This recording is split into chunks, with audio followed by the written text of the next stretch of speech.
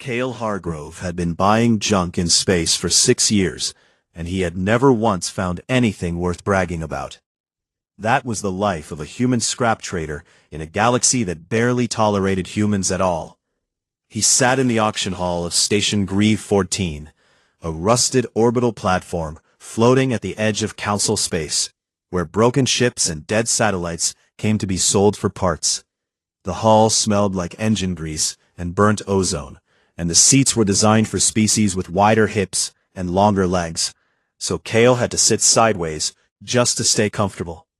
Around him sat dozens of alien buyers from a handful of species, all of them watching the auctioneer, a tall Draith female with 4 arms and a voice like a grinding engine, as she listed lot after lot of orbital debris. Lot 7749, she announced. Decommissioned Salvari patrol frigate. Hull intact, engine salvageable, starting bid 14,000 galactic standard. Immediately. Cale did not raise his hand because he could not afford 14,000 of anything. He was here for the cheap lots, the ones nobody wanted, the bins of twisted metal and charred wiring that bigger traders considered beneath them. His ship, the Rust Bucket, was a converted cargo freighter held together by welding patches and stubbornness, and he made his living by finding small treasures in piles of garbage. It was not glamorous work, but it kept him fed and it kept him flying, and for a human in this part of the galaxy, that was enough. Humans were what the Galactic Concord called a provisional species, which was a polite way of saying they were considered too young and too dangerous to be trusted with anything important. They were restricted from advanced weapons, and forbidden from owning military-grade ships, and absolutely banned from going anywhere near anything classified as Mythic grade. Mythic ships were the legends of the galaxy, ancient vessels from an era called the Elder Epoch, built by a civilization that had vanished millions of years before any current species had learned to walk upright. No one could replicate their technology, and no one fully understood how they worked, and only the 3 ascendant races, the Salvari, the Draith, and the Omur, were even allowed to study them. A human caught looking at a mythic artifact could be arrested, and a human caught touching one could simply disappear. Cale had no interest in mythic ships, because he had a strong interest in staying alive. Lot 7751, the auctioneer called out in a bored voice, unsorted orbital debris, recovered from Grid 77, irradiated, manifest lists mixed composites and dead electronics, starting bid 200 standard. Nobody raised a hand. 100 standard. Still nothing. The auctioneer's 4 arms folded with irritation. 50 standard, and I remind the hull that the hauling company has the right of first refusal. Fee is non-refundable, regardless. Cale raised his hand, because 50 standard for a bulk lot was practically free, and sometimes irradiated junk contained rare metals that could be cleaned and resold at a profit. Sold to the human, the auctioneer said without enthusiasm. Cale smiled and made a note on his datapad. 3 hours later, he was back on the Rust Bucket, guiding the tow cables as they hauled the massive lot into his cargo hold. The debris was ugly, a fused mass of scorched metal and shattered hull plating, roughly the size of a small building, tumbling slowly in the zero gravity of the hold. Bridge, Cale called out. Run a standard composition scan on the new lot and tell me if there is anything worth pulling apart. Bridge was his ship's artificial intelligence, and calling it his was generous, because Bridge had a personality that made it feel more like an unwanted roommate than a tool. Cale had built Bridge himself, from salvaged processing cores and illegal software patches, and the result was an AI that was smarter than it should be, and far more opinionated than anyone had asked for. Scanning now, Bridge replied, its voice carrying the tone of someone doing a favor they expected to regret. Initial results show standard ferric composites, carbon scoring consistent with atmospheric re-entry, trace amounts of weight. Cale looked up from the cable winch. Wait, what? I am detecting an anomaly in the center of the mass, Bridge said, and for the first time in the 6 years Cale had known the AI, its voice carried something that sounded like genuine concern. The outer debris is radiating as expected, but there is a structure inside that is not emitting radiation at all. It is emitting structured data. Structured data from inside a ball of junk. That is what I said, Kale, and I would appreciate it if you would take a moment to consider how unusual that is. Cutting torch, and pulled himself through the zero-gravity hold toward the mass. It took him 20 minutes to cut through the outer layers of fused metal, peeling back sheets of scorched plating and dead wiring like the skin of some enormous fruit. And then he saw it. Underneath all that garbage, buried like a secret someone had tried very hard to hide, there was a ship. It was small, barely Corvette-sized, and its hull was black in a way that seemed to drink the light around it. The surface was covered in geometric patterns, angular lines, and interlocking shapes that seemed to shift and rearrange themselves whenever Kale was not looking directly at them. He froze. He had never seen a mythic ship in person, but every spacefaring human had seen pictures and read the warnings, and he knew exactly what he was looking at. "Bridge," he whispered. "I know," Bridge said, and now the AI's voice was not just concerned, it was afraid. "A mythic vessel, and that is a mythic vessel, and we need to leave right now, because if anyone detects that signature, we are not going to prison, we are going to stop existing." Kale knew Bridge was right. He knew that every law in the Concord said he should dump this thing back into space, and fly away, and never speak of it again. He knew that the Salvari had killed people for less, but he did not move, because the geometric patterns on the hull had stopped shifting. They were rearranging themselves slowly and deliberately into a new shape, a shape that Kale recognized immediately because he saw it every day of his life. It was a handprint, a human handprint. Kale reached out and pressed his palm against the hull, and the metal was warm, not hot, not cold, but warm like skin, warm like something alive, warm like something that had been waiting a very long time for exactly this moment. The patterns rippled outward from his hand like waves in dark water, and the entire ship hummed with a sound so low he felt it in his chest more than he heard it. Bridge was saying something, probably something urgent, and probably something smart. But Kale was not listening. He was staring at the ship that the galaxy said he was not allowed to touch. The ship that had just recognized him. "It was waiting for me," he said quietly. And deep inside the ancient vessel, something that had been sleeping for 3 million years, opened its eyes. Kale did not sleep that night. He spent 7 hours moving the mythic ship deeper into the rust bucket's cargo hold, welding false panels around it, layering scrap metal over its hull to disguise its shape, and running every masking protocol Bridge had ever invented to hide its energy signature from outside sensors. "I want to be very clear," Bridge said as Kale worked, "that what we are doing right now is not just illegal. It is the kind of illegal that does not have a trial attached to it." "I know. The Concord does not arrest people who possess mythic artifacts, Kale. They erase them, and I mean that in every sense of the word. Your records, your identity, your biological existence, all of it removed, as though you never happened." "I know, Bridge. And yet you are currently welding a decorative panel over the most dangerous object in the galaxy, as though you are hiding a birthday present." Kale finished the last weld and floated back to admire his work. The cargo hold looked like it always did, a mess of junk and spare parts, with nothing remarkable about it. Underneath all of it, the mythic ship waited. He had to go inside. He knew it was stupid, and he knew it was dangerous. And he knew that every rational thought in his head was telling him to dump the ship into the nearest star and forget he ever saw it. But the handprint on the hull had not been random. The ship had recognized him, not just as a living creature, but as something specific, something it had been designed to find. And Kale Hargrove had spent his whole life being told by the galaxy that humans were not special, that they were too young and too crude and too reckless to be trusted with anything that mattered. So when an ancient ship looked at him and said, "You are the one I have been waiting for," he was not going to walk away from that. The airlock opened at his touch, not with a mechanical grinding or a hydraulic hiss, but silently, the hull simply parting like water to let him through, and then closing behind him as though it had never been open at all. The interior was dark at first, but then light began to grow, not from any visible source, but from the walls themselves, a soft, warm glow that moved with him as he walked, illuminating the space ahead and dimming the space behind, as though the ship was watching where he looked and lighting his path accordingly.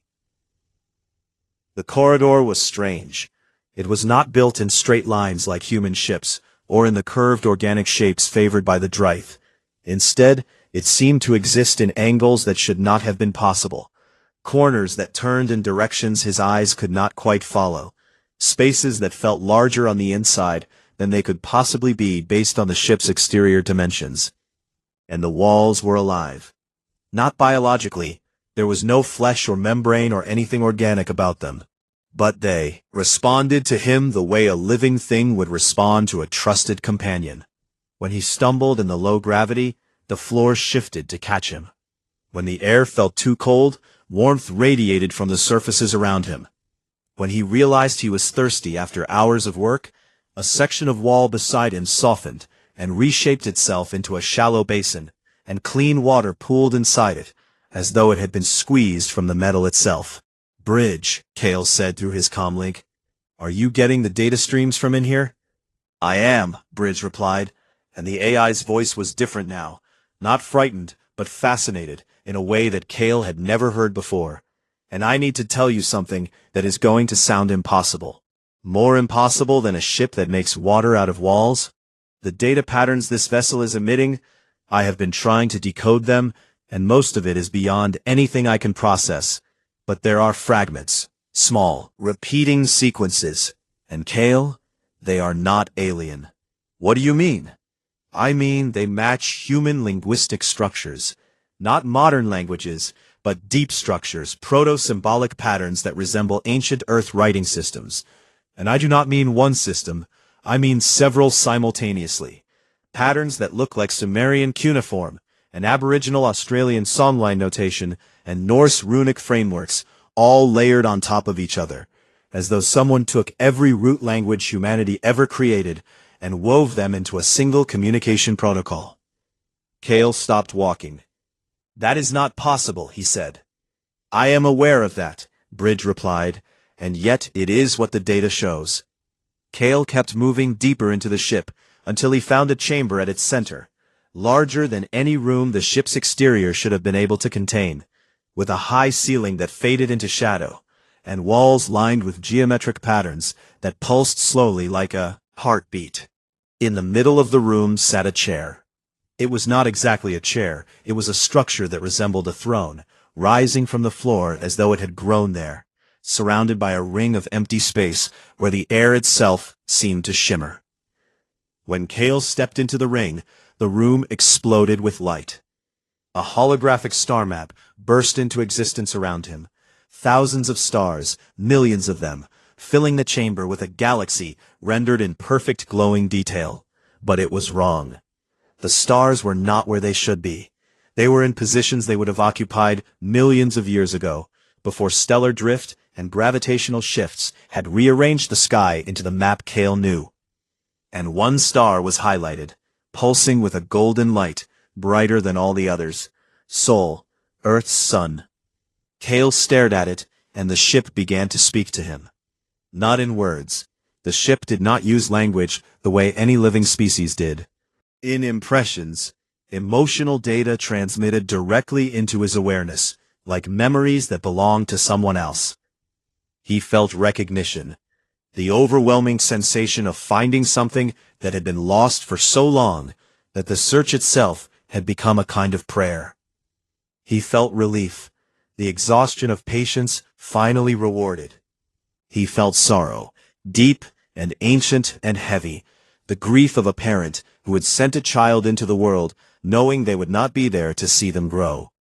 And he felt urgency, a warning, quiet but insistent, that this reunion was not happening in safety, that others would come, that the moment of finding was also the moment of danger. Kale sat down on the floor of the chamber because his legs would not hold him anymore. The ship had been waiting. Not for a species, for his species. Not for any creature smart enough to find it. For humans specifically.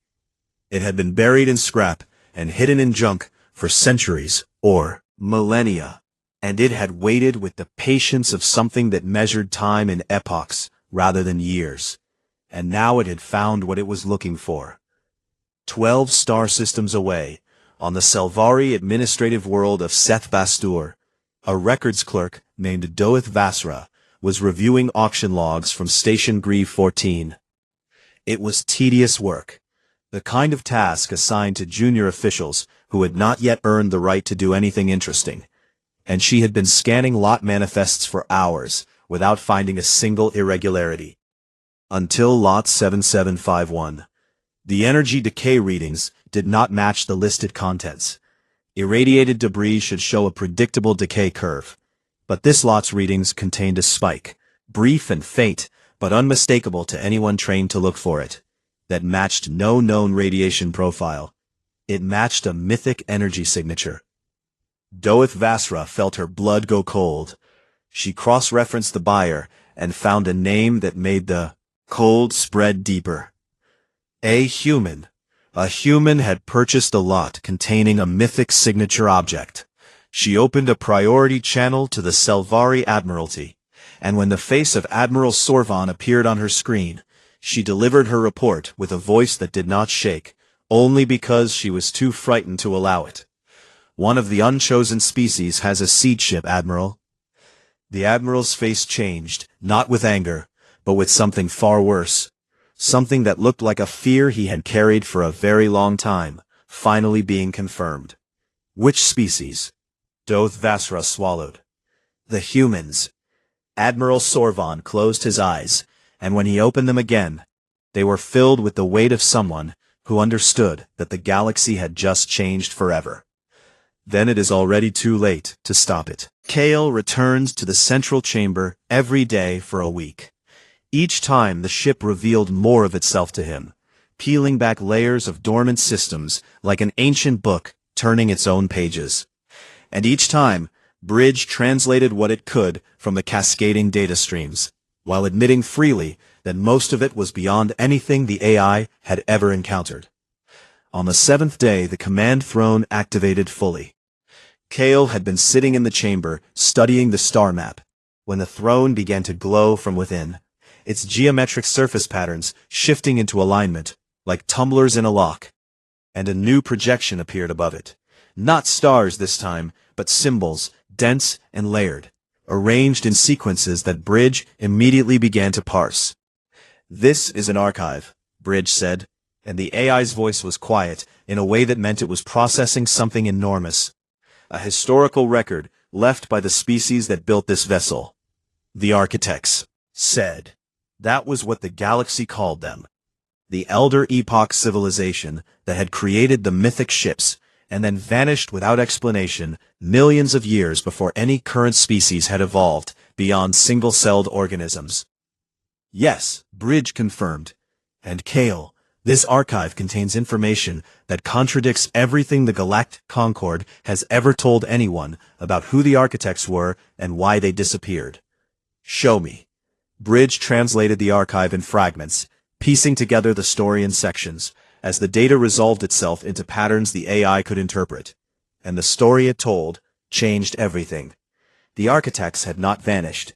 They had not been destroyed by war or disease or cosmic disaster.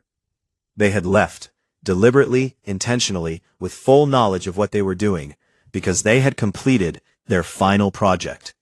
They had seeded the galaxy. Across thousands of worlds, they had scattered genetic blueprints, carefully designed biological templates encoded into the primordial chemistry of young planets, each one carrying the potential to eventually evolve into a sentient species. But not just any species. The architects had been searching for an heir, a civilization that would one day grow to match their own cognitive architecture closely enough to interface with the technology they were leaving behind. The mythic ships were not relics, they were keys. Each one was designed with a bonding protocol that would activate only when it encountered a species whose genetic and neurological patterns matched the architect's own design specifications. The ships were meant to be found, meant to be claimed, meant to be used, but only by the right hands. And here was the part that made Kale's blood run cold. The Sylvari had found their first mythic ship over 4,000 years ago. The Draith had found one 3,000 years before. The Omor had been studying mythic artifacts for longer than either. All three ascendant races had spent millennia trying to activate the ships fully, and all three had failed. They could power the basic systems and study the surface-level technology and even reverse-engineer fragments of architect science, which was how they had built their galactic empires in the first place. But they could never achieve full bonding. No mythic ship had ever recognized a Sylvari or a Draith or an Omor. The ships remained inert at their deepest levels, waiting for a signal that none of the ascendant races could provide. And at some point, the archive did not say exactly when, the leaders of those three civilizations had realized what this meant. The intended inheritors were still out there. Somewhere in the galaxy, a species existed or would exist that matched the architect's specifications, and when that species found a mythic ship, everything would change. The technology, the power, the authority that the ascendant races had built their entire civilization on would transfer to someone else. So they made a decision. They created the Provisional Species Laws. Not to protect younger civilizations as they had always claimed, not to guide them gently into galactic society as the official history books stated, but to cage them. To restrict their technology and limit their movement and keep them far away from any mythic artifact so that the rightful inheritors would never find what was meant for them. The entire galactic hierarchy, the tiers of species, the technology restrictions, the forbidden zones, the ascendant races sitting at the top of a system they claimed was based on merit and wisdom. All of it was a cage built on fear. Humanity had not been held back because they were too young. They had been held back because they were the ones the architects had been waiting for. The command throne, and stared at the archive projections, and felt something breaking open inside his chest. Not anger exactly, but something close to it. Something that burned with the heat of a lifetime of being told he was less than what he was. Every human who had been denied passage through a Concord checkpoint. Every human colony that had been refused advanced medical technology. Every human child who had grown up being taught that their species was lucky to be tolerated at all. All of it had been deliberate. All of it had been a lie. Bridge, he said, and his voice was steady, even though his hands were shaking. What else is in this archive? The ship's full capability index, Bridge replied, and Kale, I do not have words for what this vessel can do. It has fold space drives that operate on principles I cannot even describe. Weapon systems that manipulate fundamental forces at the subatomic level, and shields that exist partially outside. Normal space-time, meaning they are not really shields at all, but rather the ability to simply not be present in the location where an attack occurs. It is a warship. It is everything. Warship, explorer, laboratory, seed carrier, and something else that I do not have a category for. Something the architects called a voice-bearer, which I believe means it is designed to communicate across the entire galactic network of mythic ships simultaneously. The ship sent Kale another impression then, not wonder or history this time, but warning. Sharp and clear and urgent. Others are coming, the ones who feared this moment. Kale pulled up the rust bucket's external sensors through his datapad and felt his stomach drop. 12 ships had just dropped out of fold space at the edge of the system. Sylvari warships, heavy cruisers with angular hulls and weapon arrays that glowed with charged plasma, arranged in a standard interdiction formation designed to prevent any vessel from escaping. They were broadcasting on all channels, and the message was simple and cold. Human vessel Rust Bucket, you are harboring stolen Concord property. Surrender the mythic artifact immediately and prepare for boarding. You have 1 cycle to comply. Failure to comply will result in your destruction. There will be no further warnings. Kale looked at the command throne.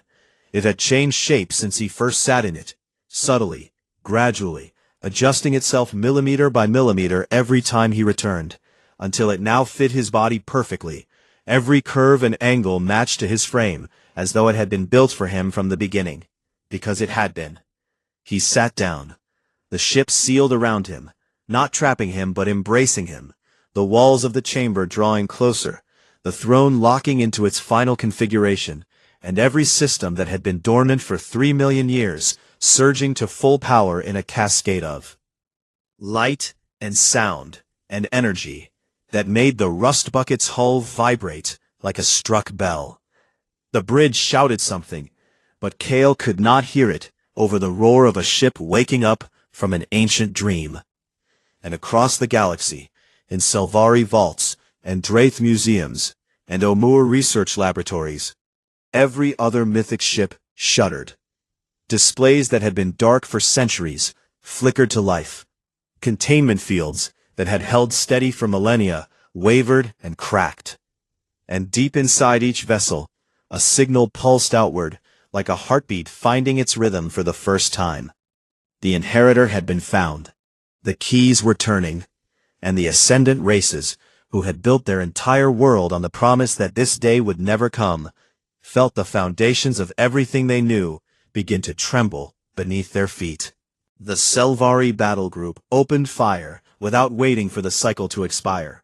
12 warships unleashed their weapons simultaneously, plasma lances and kinetic accelerators and gravity torpedoes, all converging on the position where the rust bucket drifted with its impossible cargo hidden inside.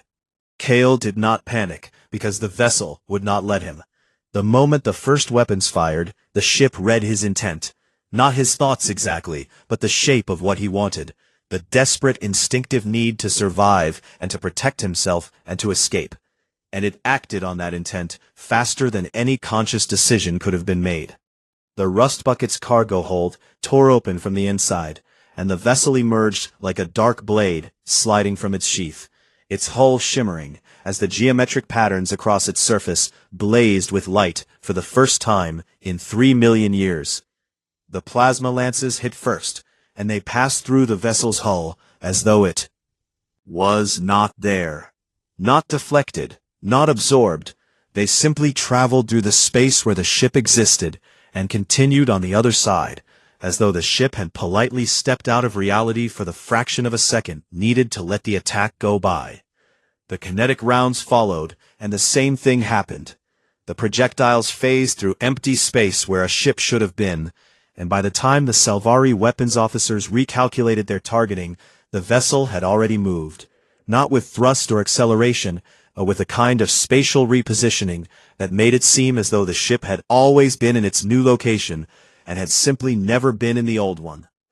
"Bridge," Kale said from inside the command throne, his voice remarkably calm for a man who was currently the most wanted person in the galaxy. "Can you explain what is happening?" "The ship is operating outside normal space-time parameters," Bridge replied from the rust bucket systems. "Still linked through the communication channel.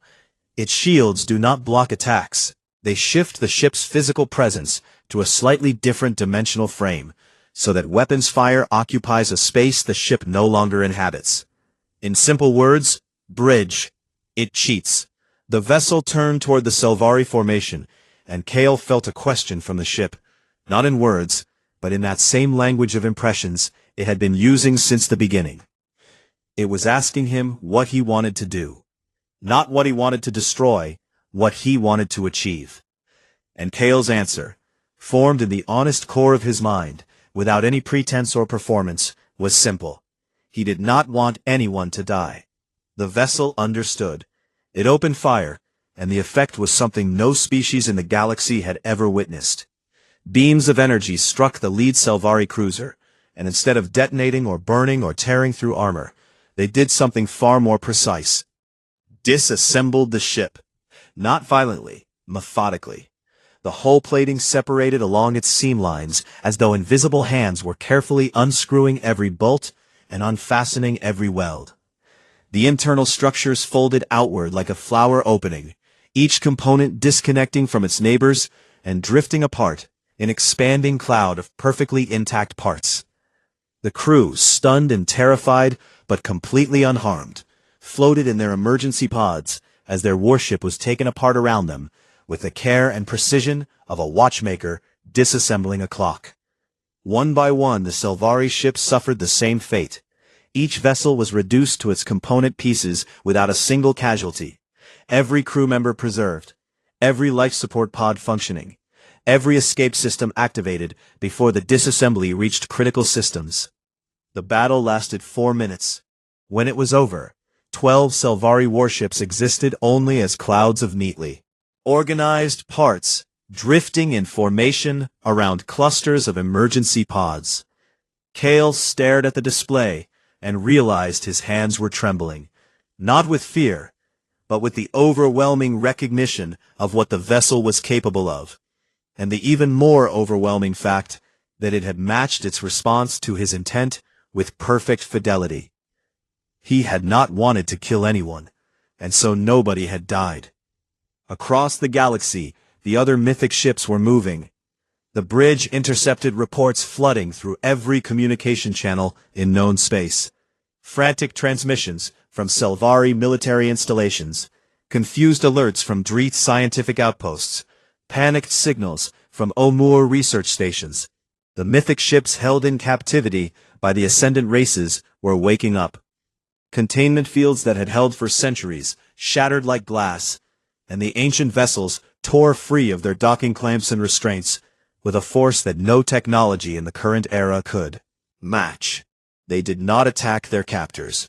They simply left, igniting drives that bent space around them and vanishing into fold space, one after another, each one following a signal that Kale could feel pulsing from the vessel like a beacon calling its family home. "Where are they going?" Kale asked. "Here," Bridge said. "They are all coming here." The Galactic Concord convened an emergency session within hours, the fastest mobilization of the governing body in recorded history. The Selvari delegation demanded immediate action, a full military quarantine of the human species, seizure of all human vessels and colonies, and if necessary, the complete biological neutralization of humanity as a security measure. They said neutralization instead of extinction, but everyone in the chamber knew what they meant.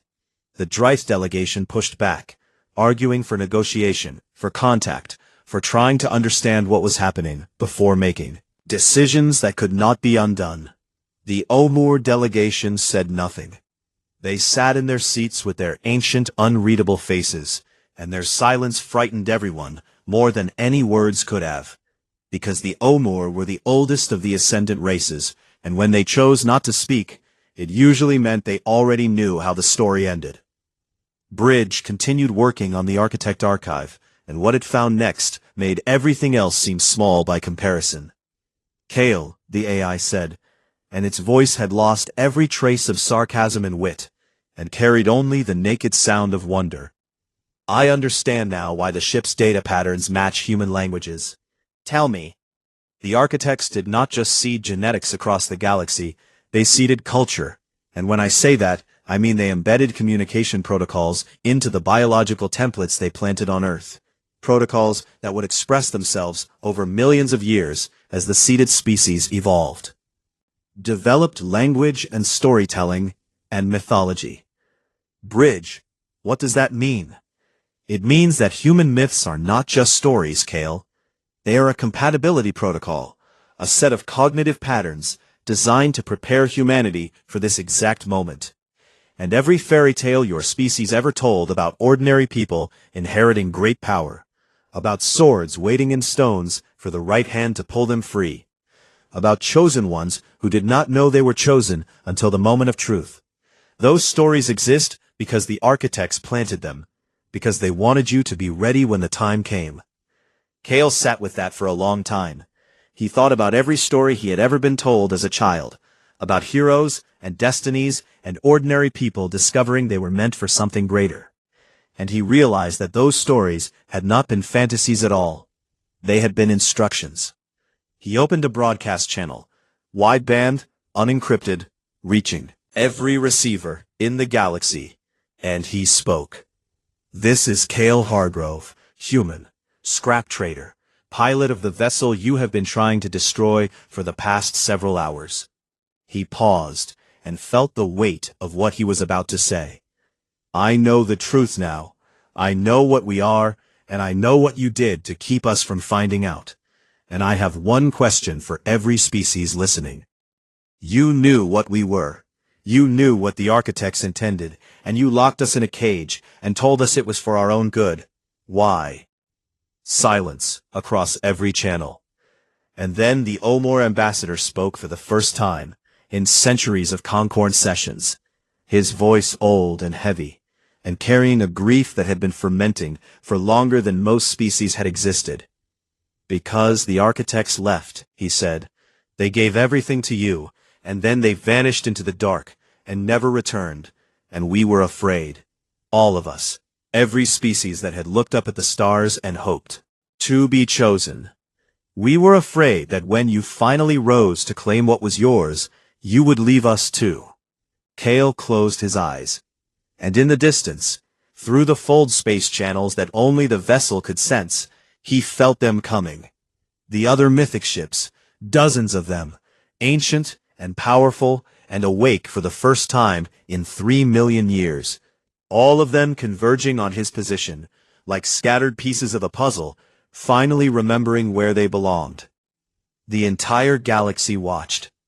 And Cale Hargrove, a junk trader from a species the galaxy had tried to forget, realized that what happened next was not a military decision or a political one. It was a moral one. The mythic ships arrived one by one over the course of 6 hours. They dropped out of fold space in silence. No engine roar, no flash of light, just a sudden presence where a moment before there had been empty vacuum, as though the ships had not traveled to this location, but had simply decided to exist here. 43 vessels in total, ranging from sleek corvettes like Cale's vessel, to massive carrier-sized constructs whose hulls stretched across kilometers of space, each one covered in the same shifting geometric patterns, each one humming with the same deep resonance that Cale felt in his bones every time he sat in the command throne. They arranged themselves in a constellation around his position. Not a military formation, but something more organic, something that reminded Cale of the way birds gathered on a wire, or the way old friends position themselves around a fire. The galaxy watched through every sensor and telescope and communication feed available. The Concord armadas held position at the system's edge, 200 warships from 3 civilizations, enough combined firepower to slag a planet, and every single commanding officer knew that it would not be enough. Not even close. Cale sat in the command throne, and the vessel showed him what he could do. It unfolded the possibilities like a map, not in words or images, but in that language of impressions that had become as natural to Cale as breathing over the past 2 weeks. He could take the fleet and reshape the galaxy's power structure in an afternoon. He could dismantle the Concord's military capability the same way the vessel had disassembled the Selvari battle group, carefully, precisely, without killing a single being, and then dictate terms from a position of absolute supremacy. He could elevate humanity to the top of the hierarchy that had kept them caged, could rewrite every law and every restriction and every insult, had been leveled at his species for generations. The ships would obey, the galaxy would kneel. And for a moment, one honest human moment, Cale wanted it.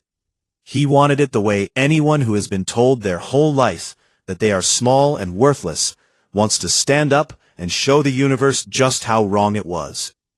But the vessel showed him something else too. It showed him the architects. Not who they were or what they looked like, but what they felt at the end of their era. The weight of being supreme. The isolation of standing so far above every other form of life that connection became impossible. The slow, terrible loneliness of a civilization that had mastered everything except the art of being equal with someone. The architects had not left because they were dying or because they were called away to some higher plane of existence. They had left because supremacy had hollowed them out. They had spent millions of years being the most powerful beings in the galaxy, and it had cost them everything that made existence worth having. Friendship, community, the simple joy of meeting someone as an equal, and building something together. Their final act had not been one of power, but one of surrender. They had taken everything they were, and everything they had built, and scattered it across the stars, like seeds in a garden they would never see bloom. And they had done it because they hoped, with a hope so desperate it had survived 3 million years encoded in the walls of their ships, that whoever found their legacy would make a different choice. Kale understood. He opened a channel, not to the Concord, not to the Armadas, not to any government or military or authority, but to everyone, every species, every world, every station and outpost and colony and ship in the galaxy. He spoke, and his voice carried across light years through the Mythic communication network that connected every. My name is Kale Hargrove, and I am a human, and a week ago I was a junk trader who could not afford to bid on a patrol frigate at a scrap auction. He felt the galaxy listening, and he kept his voice steady. I am sitting in the command throne of a ship that was built 3 million years ago by a civilization that seeded my species into existence for this exact moment. And I am surrounded by a fleet that could end every government and every military and every power structure in known space before anyone could stop it. And I am not going to do that. The architects gave us this power, and they gave it to us because they believed we would use it differently than they did. They believed we would not make the same mistake. And that mistake was holding everything so tightly that they forgot what it felt like to have open hands. So here is what humanity is offering to every species in this galaxy. We are not claiming the mythic ships as weapons. We are not claiming them as symbols of authority. We are declaring them open. Their technology will be studied by every species together. Their archives will be unsealed for everyone. The knowledge of the architects belongs to the galaxy, not to humanity, and not to any single civilization. We ask for one thing in return. The provisional species laws end today. Every species gets a seat at the table. Every species gets access to the knowledge and technology that has been hoarded and hidden and locked away behind gates built on fear. No more tiers. No more classifications. No more species being told they are too young or too primitive or too dangerous to participate in their own galaxy. No more unchosen. That is the deal. Everything we have, in exchange for a galaxy where nobody is kept in a cage. He closed the channel, and the silence that followed lasted exactly 9 seconds before the galaxy erupted. Military commanders rejected the offer immediately. They called it a trick, a power play, a naive human fantasy that would collapse the galactic order and leave every species vulnerable to chaos. But the Selvari people, the civilians, the workers, the families who had no stake in military power, responded differently, and within hours protests erupted on a dozen Selvari worlds, as citizens demanded their government accept the offer before it was withdrawn. The Draith accepted almost immediately.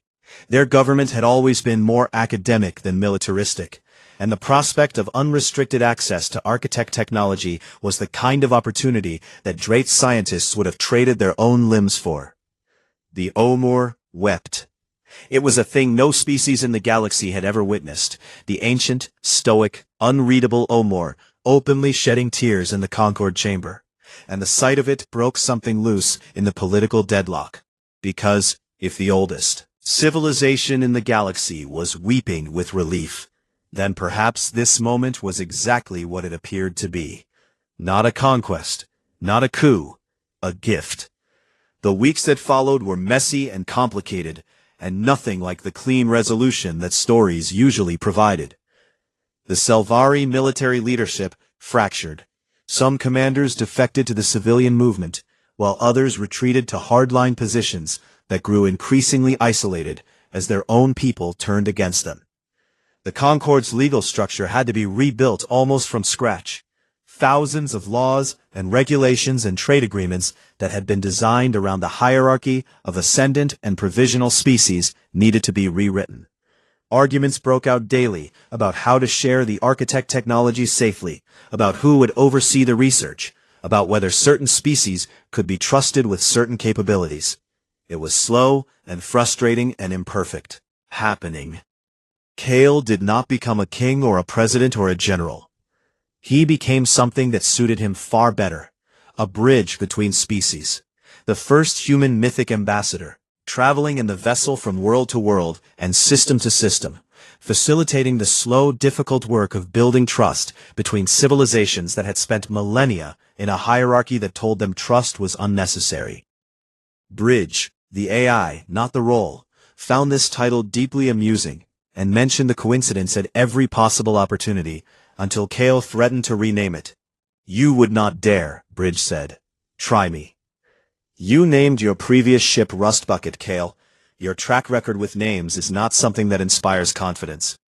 Other mythic ships began bonding with humans as word spread and more people came forward to touch the ancient hulls and see if they responded.